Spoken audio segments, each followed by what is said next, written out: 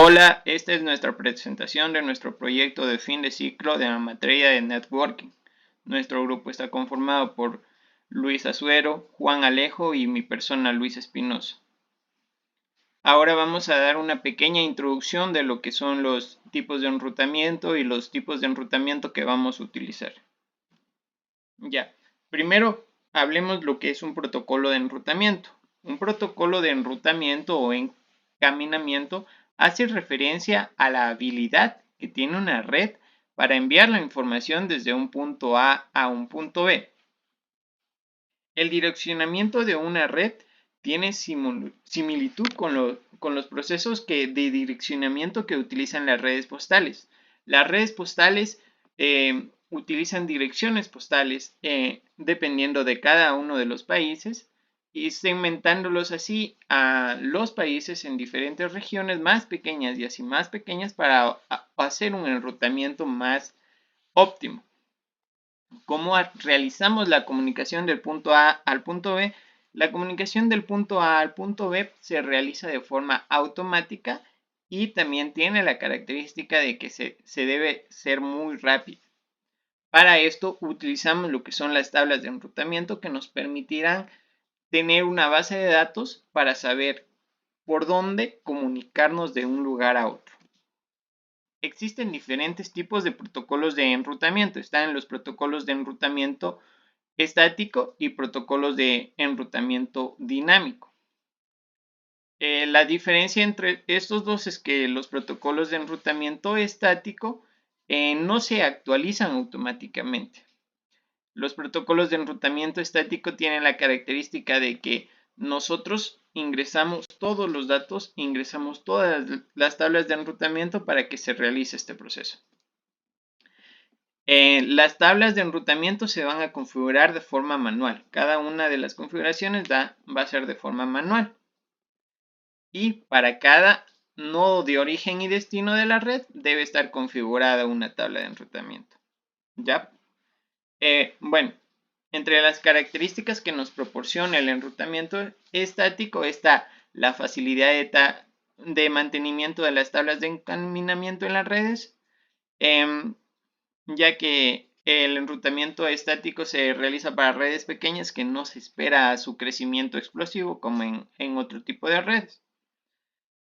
El enrutamiento desde redes STAP hasta a una red STAP o conexión única a una red visitada por una sola ruta.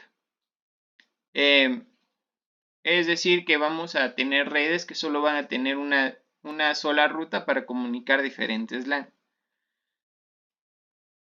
Uso de una sola ruta periférica por defecto para representar una ruta de acceso en cualquier red que no tiene conexión con otra ruta de otra tabla de encaminamiento. Las rutas por defecto se utilizan para evitar tráfico a cualquier destino más allá del enrutador. Además de esas características, tenemos que saber que nosotros vamos a tener control total cuando hacemos un enrutamiento estático, es decir, de nosotros va a depender toda la red y si nosotros no configuramos bien y se genera un bucle en la red, podemos hacer que ésta se detenga por completo. El enrutamiento dinámico, a diferencia del enrutamiento estático, la información que se almacena en las tablas de enrutamiento se van a actualizar. ¿Ya? Los nodos intercambian información sobre las bases de datos de los protocolos de enrutamiento de cada nodo. Y esta se actualiza constantemente. A lo largo de los años han ido evolucionando para suplir las demandas, siempre adaptándose a los requerimientos de las nuevas redes. Para realizar nuestro proyecto, realizamos el uso de dos protocolos, el RIP2 o el RIP versión 2 y también el otro protocolo que vendría a ser el OSPF. El protocolo RIP2 tiene unas características muy puntuales. ¿Ya? Es un protocolo de puerta enlace o IGBP basado en el algoritmo de vector distancia. Fue diseñado por la Universidad de Berkeley en California y se utilizaba para el intercambio de la información encaminada en diferentes routers. Funciona almacenando datos de los saltos que se van a dar para llegar a otros routers, separando a estos por diferentes nodos. A esto se le denomina distancia métrica y va a tener un valor entre 0 y 15 saltos. Los que están fuera del rango de 15 saltos van a ser considerados puntos de no acceso o no. En el RIP se propagan las actualizaciones de enrutamiento a través de tablas de enrutamiento cada 30 segundos. Esto hace que sea bastante fiable, pero sea bastante pesado también a la vez. Las tablas de encaminamiento almacenan las posibles rutas de las redes hacia los hosts alcanzables. El algoritmo, el vector de distancia es muy simple de usar. Entonces, esa sería una gran ventaja del protocolo RIP2. Este protocolo tiene diferentes características. Entre ellas está que usa el protocolo de datagrama de usuario o UDP para todos los transportes, proveyendo una comunicación sencilla y agregando puertos de origen y destino. La tabla de enrutamiento se envía cada 30 segundos, maneja métricas en el número de saltos entre routers. Como ya mencionamos, tiene un máximo de saltos de 15. Utiliza el puerto 520 para el envío de sus mensajes. Y no tiene en cuenta la velocidad ni la fiabilidad de las líneas a la hora de seleccionar la mejor ruta. La mejor ruta es seleccionada por el número de saltos. Autenticación para la transmisión de información entre vecinos. En la versión 2 de RIP ya se dan un protocolo de seguridad un poco más avanzado que en las primeras versiones de RIP. Utiliza un enmascaramiento de red con el que ya es posible utilizar BLSM y elegir el siguiente salto, lo cual permite la actualización de arquitecturas en redes discontinuas. Y envía actualizaciones con direcciones multicast. ¿Ya? En cambio, el protocolo OSPF, ese protocolo en cambio se utiliza para redes mucho más grandes. Lo que permite este protocolo es utilizar lo que es agrupación de redes, haciendo una topología más amigable con la forma de hacer el enrutamiento y llegando a áreas más extensas. Fue el sucesor de RIP y de muchos de los inconvenientes que daba y de las limitaciones que presentaba. Debido al alto consumo de ancho de banda, porque como sabemos se actualizan cada 30 segundos las tablas de enrutamiento. Eso hace que utilice un ancho de banda mucho más grande. Y la información es totalmente autónoma y es un algoritmo mucho más complejo que el que utilizaba RIP.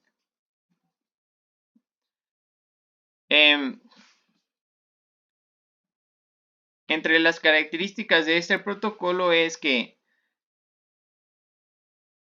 podemos adaptarnos a los diferentes cambios de topología de red. La poca carga de red debido al envío de información corresponde a los cambios sufridos en las rutas, en lugar de envíos de rutas completas. Es decir, que si nosotros agregamos un router o quitamos un router, lo que va a hacer es actualizarse solo esa pequeña partecita, no toda no toda la información de las tablas de enrutamiento, entonces eso lo hace mucho más simple. Capacidad de toma de decisiones en los lugares donde existen múltiples caminos, ya que utiliza un algoritmo diferente al algoritmo utilizado en el protocolo RIP. Se utiliza en el encaminamiento según el tipo de servicio. Y vamos a ver que las velocidades van a ser un factor muy importante a la hora de escoger la mejor ruta. Y las tablas de rutas se vuelven mucho más simples y más pequeñas. También funciona a nivel jerárquico, como vemos aquí. Vemos diferentes áreas OSPF que están divididas en diferentes jerarquías. Y también nos garantiza una mayor seguridad. Aquí vemos una comparativa entre redes RIP y redes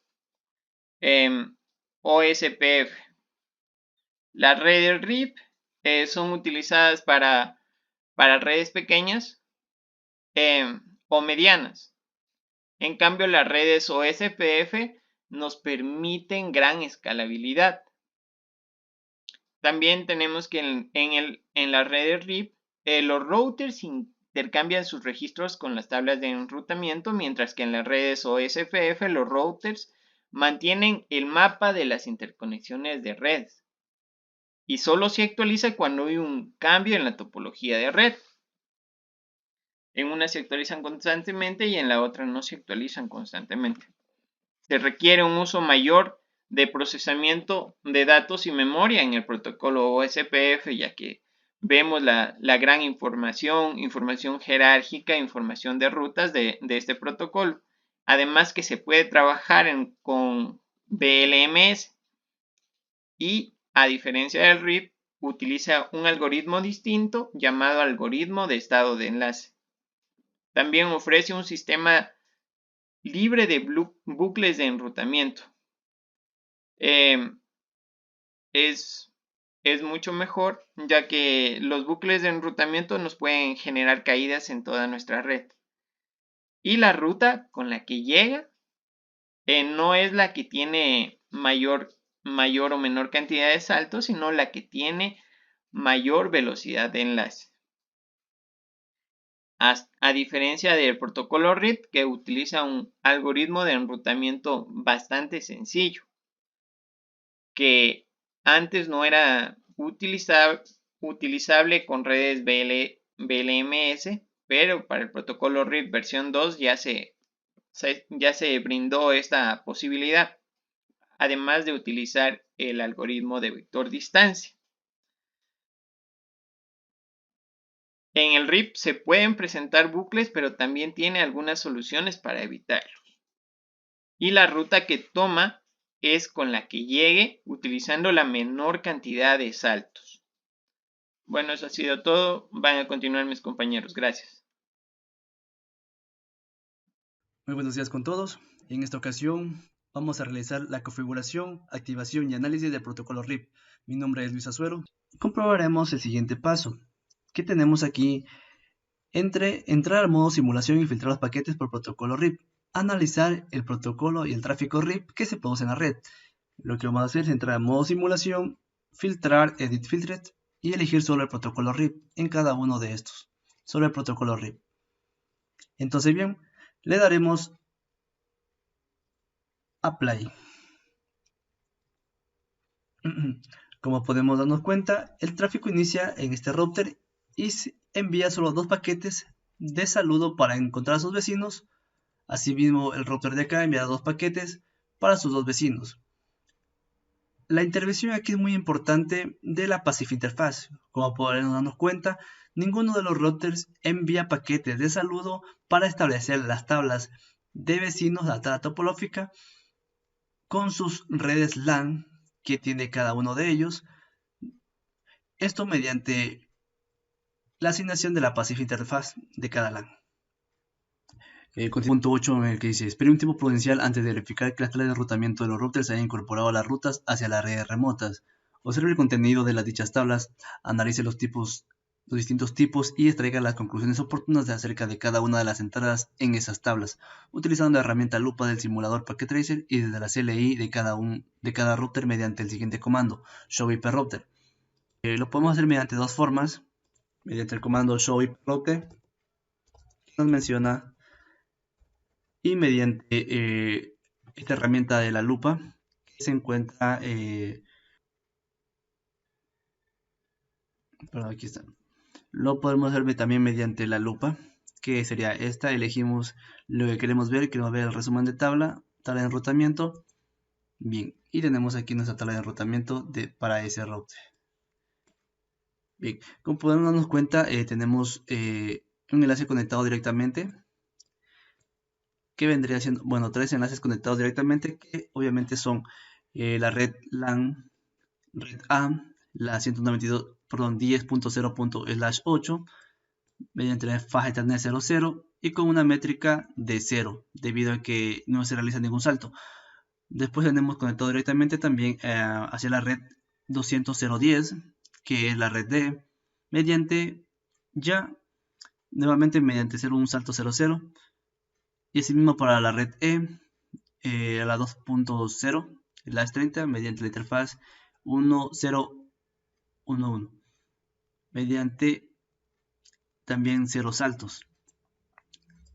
Los saltos, este 120 y este 1 prácticamente indica la distancia administrativa de RIP, y el 1 significa el número de saltos, que es la métrica que maneja RIP.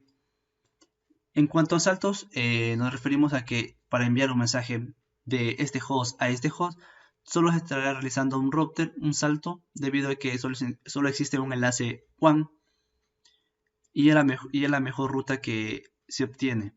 Mientras que para enviar a una red C desde la red A, nuevamente también tengo un salto. Y asimismo para la red B, RIP elegirá podrá irse por este camino como por este. Obviamente el número de saltos que dará por este enlace será de 2, y al hacerlo por la red E será solo de 1.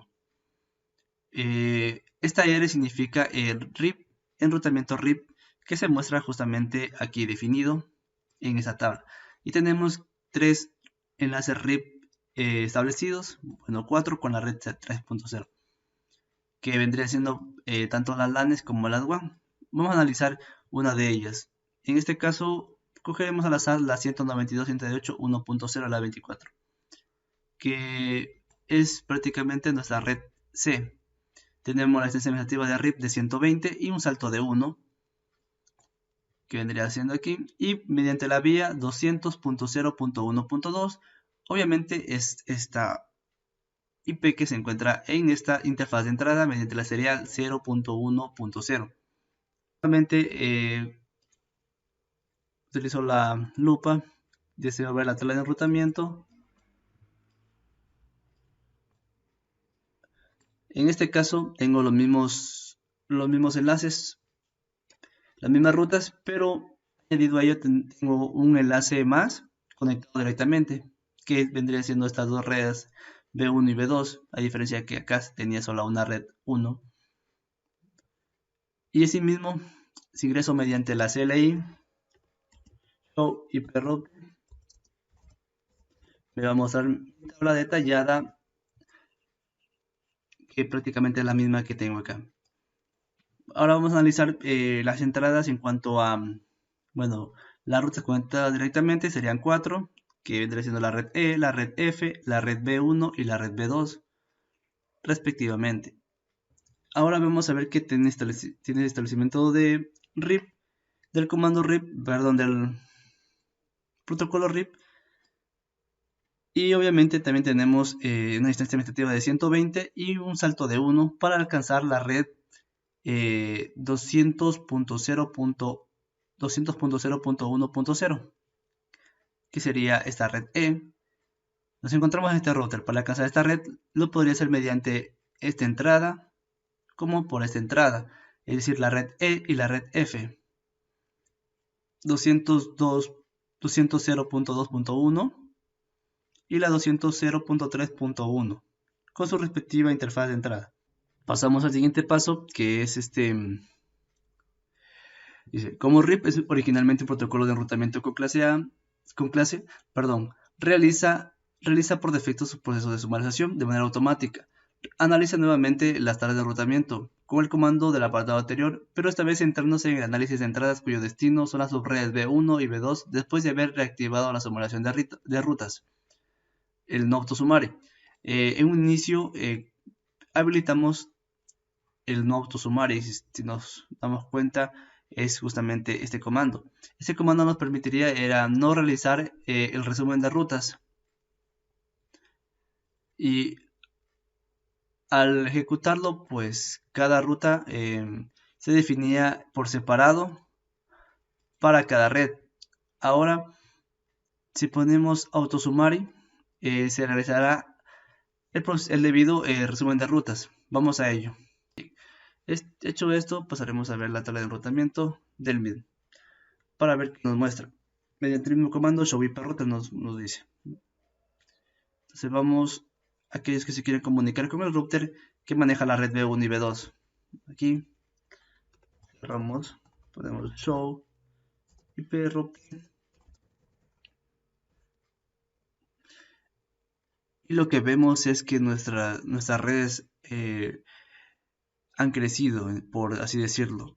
Pero sí se ve que ahora se ha realizado más rutas, la configuración de más rutas en cuanto al establecimiento del protocolo RIP. Entrémonos en aquella. Tenemos esta red, la 200.3.0.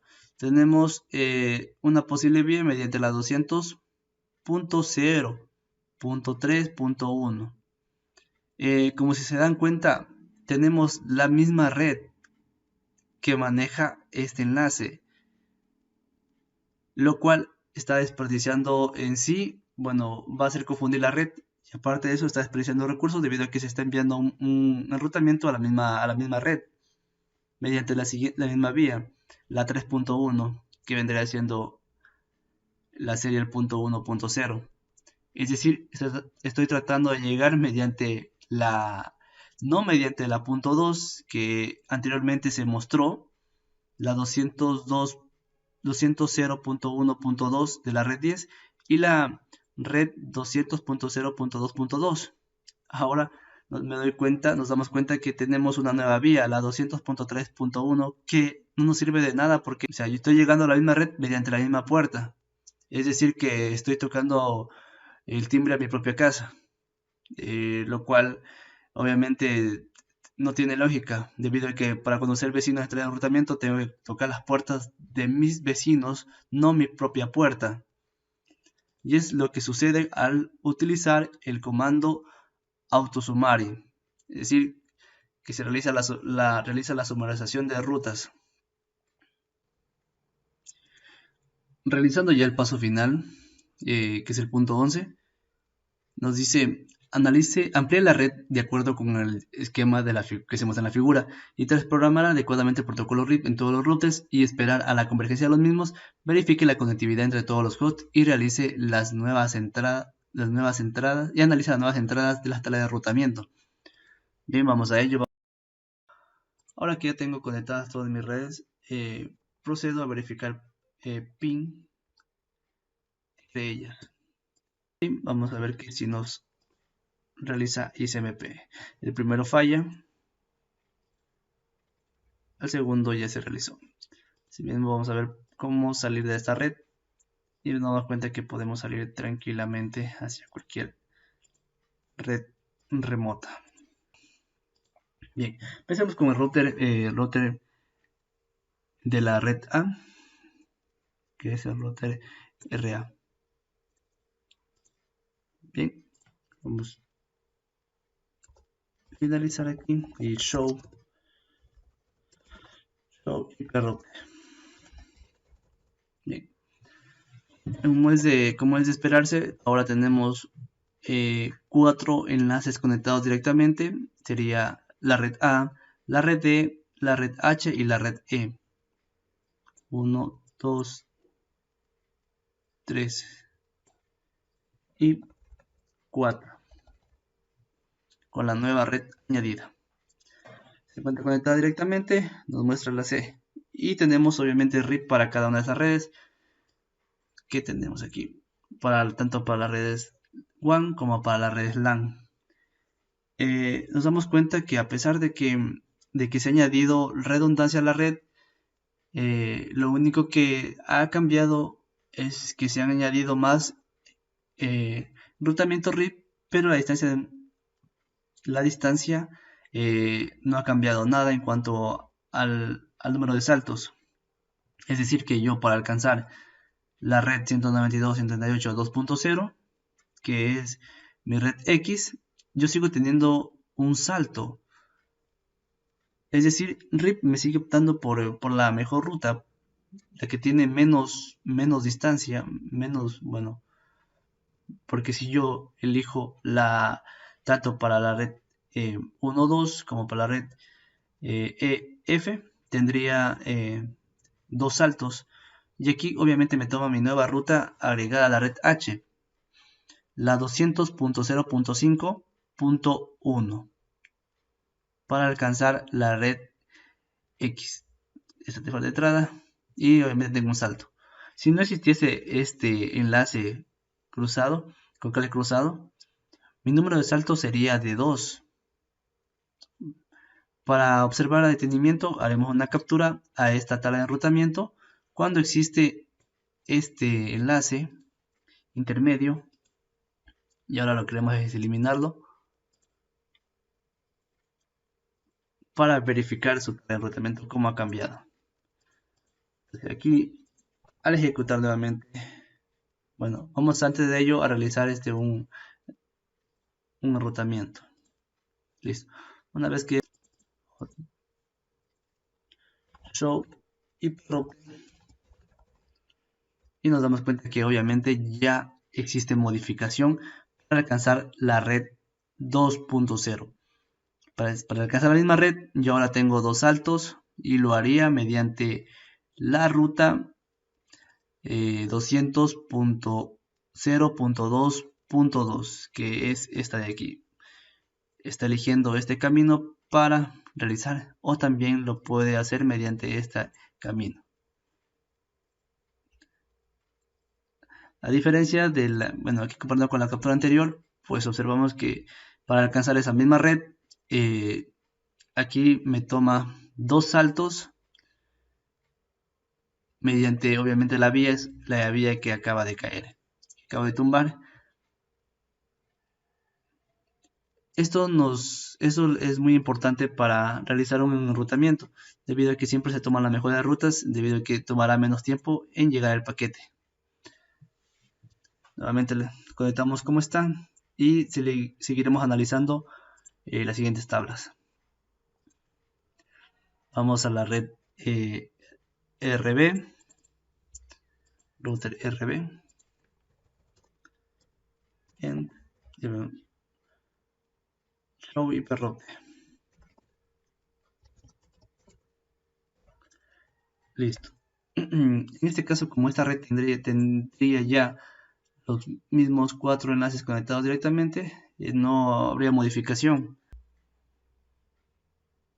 Para los demás tendría obviamente un salto.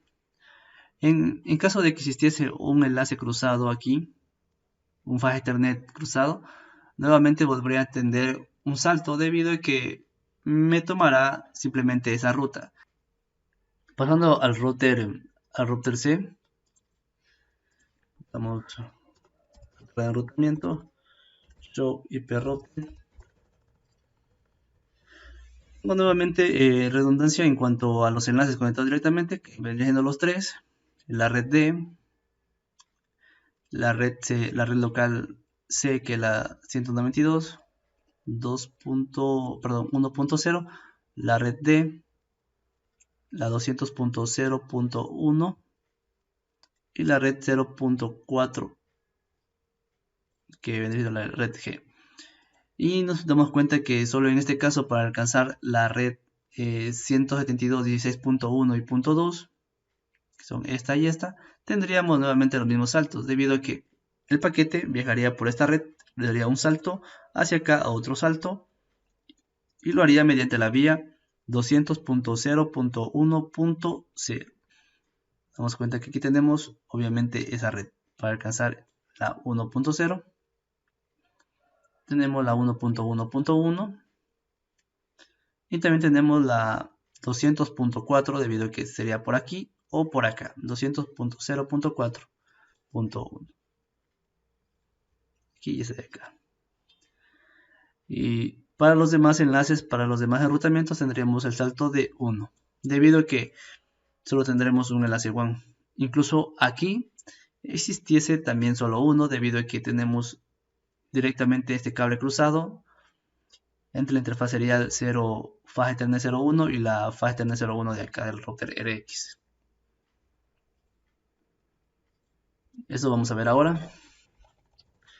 Hablo, voy per router.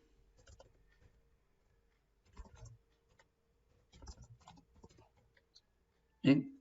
Y nos damos cuenta que tenemos simplemente un salto por defecto. Y conectado directamente, más tenemos 1, 2, 3, 4 conectados directamente. Bueno, esto ha sido en toda la conclusión en cuanto al protocolo RIP. Saludos, yo soy Juan Alejo y bueno, les voy a explicar cómo se ha realizado la segunda parte del proyecto de unidad de la materia de networking, en donde se ha propuesto realizar un diseño de red en donde se utiliza el enrutamiento por estado de enlace con el protocolo OSPF. Como se puede analizar en este diseño de red, consta de 4 redes LAN, la red A, la red B1, la red B2 y la red C, y de 3 redes WAN, que sería la red D, la red E y la red F,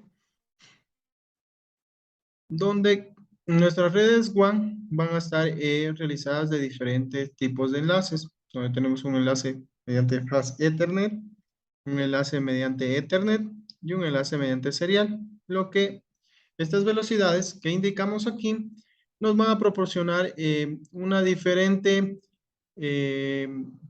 coste en lo que sería la métrica que utiliza OSPF para encontrar la mejor ruta. En la parte de acá podemos observar que tenemos una nota donde indicamos primeramente la clave de ingreso para la administración de cada uno de los routers. Asimismo, hemos considerado los costes que nos van a proporcionar cada una de estas velocidades de los diferentes enlaces que tenemos para interconectar los routers. El coste para nuestro Fast Ethernet será de 1, el coste para Ethernet será de 10 y el coste para nuestro enlace serial que tenemos acá va a ser de 25, en donde esto será utilizado para, mediante el algoritmo de Dijkstra o SPRF, nos indicará la mejor ruta para llegar desde un router a cada uno de sus routers vecinos. Si analizamos la tabla de enrutamiento de cada uno de estos routers, tendremos que, bueno, el ingreso sería la clave 1, 2, 3, 4 o SPF. Estando dentro, utilizaremos el comando show IP route y podemos ver cómo se está ejecutando el protocolo SPF. Todos los que tenemos aquí con esta letra O nos indican que las conexiones que tenemos a través de este protocolo SPF, en donde podemos analizar que tanto para llegar a desde nuestra red A, para llegar a nuestra red B1, como nuestra red B2, se lo va a realizar a través de nuestro router C. Vamos a tener un intercalado por nuestro router C, ya que por aquí vamos a tener un coste menor al que nos ofrece nuestro enlace directo de nuestro enlace serial, que nos genera un coste de 25. Y si pasamos hacia el router, desde el router al router B, vamos a tener un coste de 1 por nuestro Fast Ethernet, más el coste de Ethernet, que sería de 10, vamos a tener 11. Y la conexión directa que nos genera un 1, vamos a tener el coste de 12 que se nos indica acá. Igualmente aquí nos indica la distancia administrativa que por default OSPF es de 110 y asimismo nos indica vía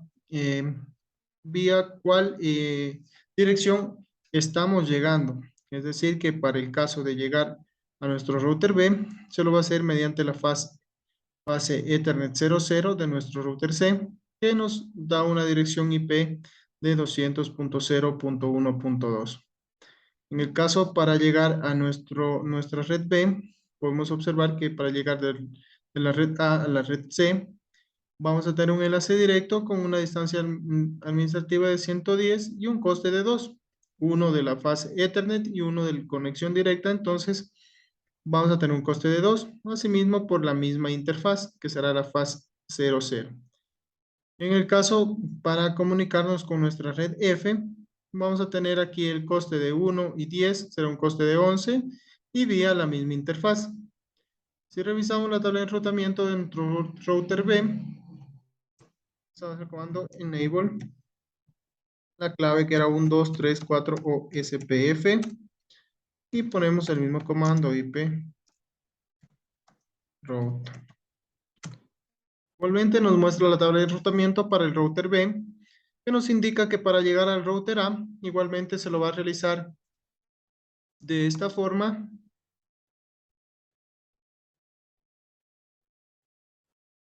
Por aquí, hacia el router C, y luego pasaremos hacia el router A, ya que nos ofrece una métrica de 12,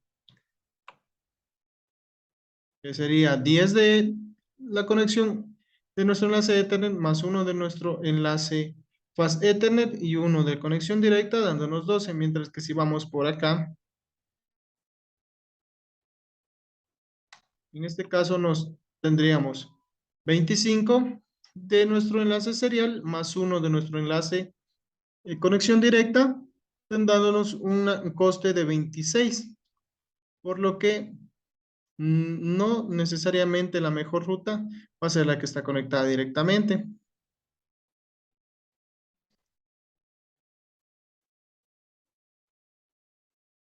Igualmente nos indica acá que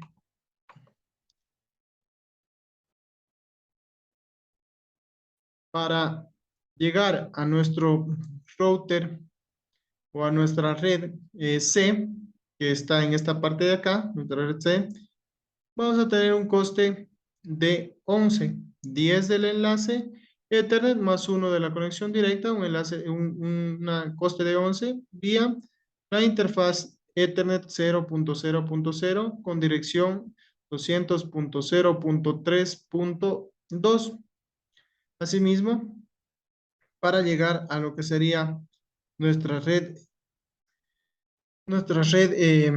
D, vamos a hacerlo con un coste de 11, que sería 10 más el 1 de nuestro Fast Ethernet, con un coste de 11 mediante la misma interfaz, que sería la 200.0.3.2.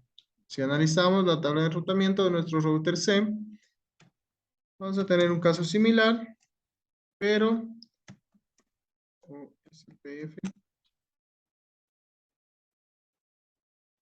si ponemos la tabla de enrutamiento de este router, nos vamos a dar cuenta que en este caso las conexiones van a ser directas. Para llegar a nuestra red A, vamos a hacerlo con un coste de 2. 1 de la faz Ethernet más 1 de conexión directa, un coste de 2, vía la interfaz faz Ethernet del router A, que está con la dirección IP 200.0.1.1. Igualmente, si queremos llegar a nuestro router B, tanto a nuestra red B1 como a nuestra red B2, lo va a hacer mediante conexión directa con la interfaz de la red F, que es la Ethernet 000, con dirección 200.0.3.1 y con un coste de 11, que son 10 del enlace Ethernet más 1 de conexión directa, un enlace de 11. Y también para llegar a lo que sería la red E, que esto se lo realiza en caso de que uno de los routers cayera, como una ruta alterna, lo que se va a hacer es, con un coste de 26, se los realizará mediante el router A, Esto nos indica que si lo hacemos por acá, vamos a tener un coste de 26, que va a ser 25 nuestro enlace serial más 1 de nuestro enlace fase Ethernet, que va a ser menor al que si se lo realiza por el router B, ya que serían 10 del enlace Ethernet más 25 de acá, un enlace de coste 35, lo que no sería factible. En este caso, la mejor ruta está, como indica nuestra tabla de enrutamiento, por medio del router A. Bueno, una vez explicada cómo es que opera nuestro protocolo de enrutamiento o SPF, procederemos a las debidas comprobaciones de si existe conectividad entre cada una de nuestras diferentes redes LAN, que es el propósito de comunicación de este protocolo de enrutamiento. Y podemos ver que efectivamente existe ping entre estas dos LAN, en este caso entre la red A y la red C. La red A, como podemos ver aquí, tiene cada una de sus etiquetas que nos indican las diferentes direcciones que están dentro del rango de la IP que se genera para cada una de estas redes. Asimismo, podemos hacer otra comprobación entre otras dos diferentes redes, la red B1 a la red B2. Igualmente, tendremos que tener ping, como podemos observarlo aquí. Vemos successful, que nos indica que los paquetes que se han enviado han sido recibidos. Otra forma de comprobar sería utilizando el comando ping, haciendo uso del command prompt. Entonces el comando ping y escribo la dirección IP de cualquiera de nuestras PCs o servidores que estén dentro de nuestras diferentes redes LAN. En este caso le vamos a hacer desde nuestra red A a nuestra red B2 al servidor, que es la dirección IP 172.16.2.2. Y efectivamente podemos observar que existe ping entre estos dos dispositivos o servidores. Aquí también podemos hacer otro ping a nuestra red C, que en este caso sería ping a la 192.168.1. En este caso tenemos tres máquinas, tomaremos la 254 y efectivamente vamos a observar que existe conectividad entre estas máquinas, como podemos ver acá. Igual si nos ponemos en una máquina al azar, desde cualquiera de estas redes, en este caso utilizaremos la red B2, hacemos ping, vamos a hacer ping a la red B1, que sería la 172.16.1. En este caso también tenemos la 120 y podemos observar que existe ping entre estas dos. Para mayor conformidad de la comprobación, haremos un ping desde la red B1 hacia la red C. Entonces, ping a la 192.168.1.100, que es la máquina, la PC2 de esta red. Y efectivamente podemos comprobar que existe ping. Asimismo, podemos hacer un ping hacia nuestra red A, que es la 10.255.255.254 y efectivamente existe conectividad. Es decir, que nuestro protocolo OSPF está operando factiblemente. Como conclusión de este protocolo de enrutamiento, a través del estado de enlace, podemos concluir que no siempre la mejor ruta va a ser la que está más cerca o conectada directamente, ya que pudimos observar que para conectar este router A al router B, lo va a hacer mejor si hay un intercalado mediante router C, ya que tenemos una distancia administrativa de 12 que va a ser menor a la distancia, al coste que nos ofrece la conexión directa mediante el enlace serial, que va a ser un coste de 25. Asimismo, va a pasar si queremos comunicarnos desde el router B hacia el router A, vamos a tener que hacerlo a través del router C. Lo que aquí, en caso que si quisiera comunicar desde el router C al router A o al router B, en este caso sí va a suceder de forma directa, ya que el coste va a ser menor si se lo realiza de esta forma. Y bueno, eso sería todo. Muchas gracias.